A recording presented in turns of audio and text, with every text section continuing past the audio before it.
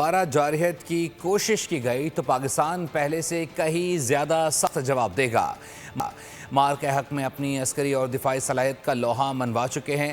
بھارت کو خبردار کرتا ہوں، نیوکلیئر انوائرمنٹ میں جنگ کے لیے گنجائش نہیں۔ افغان عوام تقریب پر ترقی اور دائمی جنگ پر باہمی سلامتی کو ترجیح دیں۔ کشمیری عوام کب تک ظلم و جبر کا شکار رہیں گے؟ فیلڈ مارشل عاصم منیر نے پڑوسی ممالک کو واضح دو ٹوک پیغام دے دیا۔ فیلڈ مارشل کا پڑوسیوں کو امن سے رہنے کا مشورہ۔ کاکول پاسنگ آؤٹ پریڈ میں فیلڈ مارشل نے خبردار کیا کہ اب جارحیت ہوئی تو بھارت کو پہلے سے سخت جواب دیں گے۔ خبردار کر رہا ہوں، نیوکلیئر انوائرمنٹ میں جنگ کی گنجائش نہیں۔ I advise and firmly caution the Indian military leadership that there is no space for war in a nuclearized environment.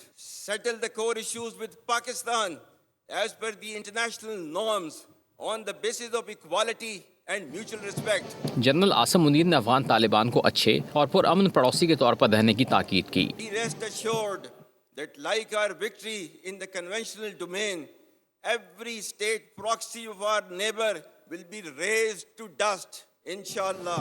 اہم خطاب میں فیلڈ مارشل نے مسئلہ کشمیر سمیت فلسطینی ریاست کا قیام ناگزیر قرار دیا۔ The just resolution of the dispute, Pakistan stands by its principled stance on the indispensability of the two-state solution. General Asim Munir نے کہا، پاکستان کے مسلم ممالک سے تعلقات مزید مستحکم ہوئے ہیں۔ کیڈٹس کا جذبہ بڑھاتے ہوئے جنرل عاصم منیر نے کہا، یاد رکھیں ہمارا سفر ابھی مکمل نہیں ہوا، دشمن آج بھی بے چین ہے، وطن کے دفاع میں شہید ہونے والوں کو ہمیشہ یاد رکھا جائے گا۔ سبسکرائب کریں اور بیل دبائیں تاکہ کوئی خبر رہ نہ جائے۔